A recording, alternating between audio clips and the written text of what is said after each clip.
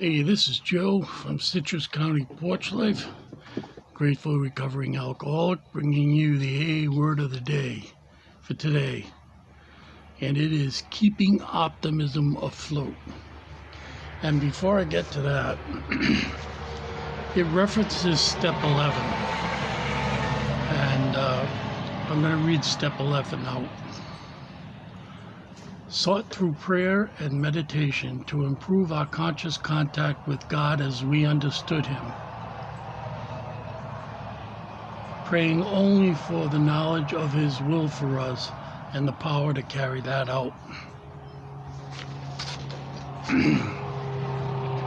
And I'm also going to read the 12 promises. You notice that things are in 12 steps, 12 traditions, 12 promises, and I love these. I do love them. Some people have them memorized, and particularly at the end they ask a question. Are these extravagant promises? And the whole group together yells out, "We think not." And it's kind of, the first time I heard it, I didn't know what that was. So here are the 12 promises. I'll also put them up on here with that date, */ / // // // so it'll become immediately available. I checked and it works perfectly. It jumps right to the top of the line. So here we go, the 12 promises. If we are painstaking about this phase of our development, we will be amazed before we are halfway through. 1. We are going to know a new freedom and a new happiness. 2. We will not regret the past nor wish to shut the door on it. 3. We will comprehend the word serenity. And 4. We will know peace. 5. No matter how far down the scale we have gone, we will see how our experience can benefit others.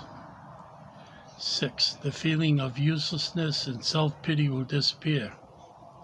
7. We will lose interest in selfish things and gain interest in our fellows. 8. Self-seeking will slip away. 9. Our whole attitude and outlook on life will change. 10. Fear of people and of economic insecurity will leave us. 11. We will intuitively know how to handle situations which used to baffle us. 12. We will suddenly realize that God is doing for us what we could not do for ourselves. Are these extravagant promises? We think not. They are being fulfilled among us, sometimes quickly, sometimes slowly. They will always materialize if we work for them. So, the reading for today is keeping optimism afloat. The other steps keep most of us sober and somehow functioning, but step 11 can keep us growing. A sober alcoholic finds it's much easier to be optimistic about life. Optimism is a natural result of my finding myself gradually able to make the best rather than the worst of each situation. As my physical sobriety continues, I come out of the fog, gain a clearer perspective, and am better able to determine what course of action to take. As vital as physical sobriety is, I can achieve a greater potential for myself by developing an ever-increasing willingness to avail myself of the guidance in the direction of a higher power. My ability to do so comes from my learning and practicing the principles of the AA program. The melding of my physical and spiritual sobriety produces the substance of a more positive life. And I have to say, I couldn't agree more.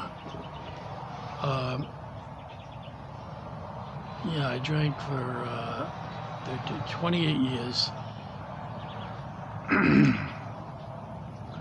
And towards the end, I didn't want to. But I couldn't figure out a way to drink in safety, especially if I went out, so I stayed in. I isolated quite a bit, which brought me out of mostly human contact, because when I wasn't working, I was drinking and I was home, and I lived in a very rural place on 5.5 acres of land, and it wasn't public at all. It was very isolated. As soon as I stopped drinking, I stopped in March. By that summer of 1991, I was taking courses that I had always thought about taking. I took some courses in the Introduction to Russian History. And that September of March 91, I began a 4-year study of Russian language and history and literature. Some in translation, some not in translation. I woke up.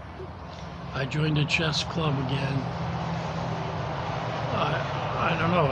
I just had so much energy. That's why I say here sometimes, I spent so much time procuring, getting ready, and then finally doing the drinking. I'm awful raspy. That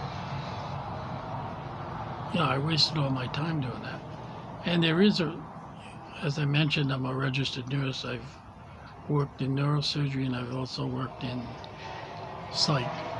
And there is such a thing called alcohol-related depression. That was lifted. I started swimming again.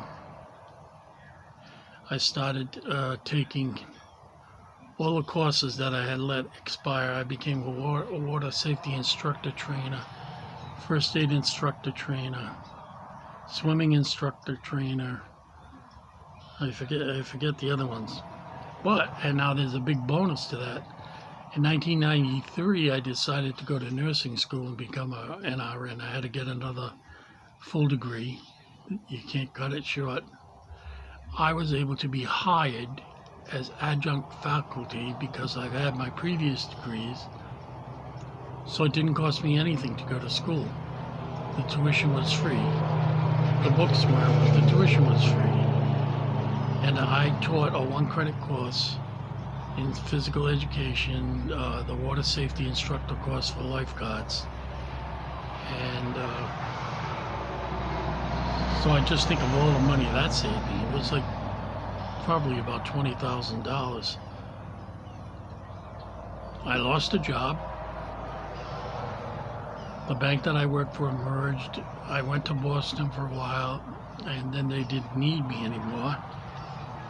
I went to work for an insurance company in the IT part of it, and they were closing down because they took a lot of hits on properties in Alaska, and they had another major earthquake up there. But they said to me, if you stay with us till the very end, when we lock the door, we will pay all your health insurance, you get your regular pay, and we'll give you a severance pay. Now, I was a reliable employee then because I had stopped drinking. So that worked out. I didn't have to worry about my health insurance. And remember, I told you before, I'm diabetic. And so everything came together when I got sober. All these disparate things that I never really could organize and get done while I was drinking, I was able to do it. And it talks here about the meld of a physical and spiritual sobriety. That's so very important. We are one person. We have different aspects. We have emotional aspect. We have a physical aspect. We have a spiritual aspect. We believe that in nursing. That's how nursing is taught. There's always room for improvement. Physically, you may be going down, but emotionally, you can be lifted up. Spiritually, you can be lifted up. And Yes, so this does work. This does work. And that was a perfect, I came out of the fog and gained a clearer perspective and am better able to determine what course of action to take. And I did that. And I did that, and I'm so happy to do it. It changed my whole life, you know. And no matter how old I get, as long as I do the CEUs, I still am a registered nurse. A lot of people say they are, but they've retired and let their license lapse. But I keep mine going, and it's good because I'm always hopeful that a job that isn't quite so physical would come along and I'd be able to do it. Because I like working. I really love working. I hate sitting home watching TV all day and doing nothing. I had this. I started this. That's my little part. That's all I'll say about that, but I do enjoy doing it. So we keep optimism afloat. And step 11, through prayer and meditation, we meditate, we pray, we review what we've done during the day and make amends. So by the time you get to step 12, if you've done them all conscientiously, it all comes together. And I'm so grateful for that. Because I'm a happy guy. I'll be 75 next spring. Still doing things. Once I finish this, I gotta get ready and go and get my medication rider for Medicare. The company I had is going out of business, so I gotta find another one to cover me. It's always something, but nothing to get all upset about. There are plenty of agents to help you with all that. I went to a certain place last year, and I called them up. They said, come on down, we'll help out, we'll get you all set up. So, that's it. The date for today was November 2nd. I do these ahead, and you can see why, because things come up. Still waiting. The lady at the insurance company told me that a guy was coming out that day while I talked to him to do the roof, and no one ever showed up. And I stayed home till 7:30. So have a blessed day, have a sober day, and we'll talk to you tomorrow.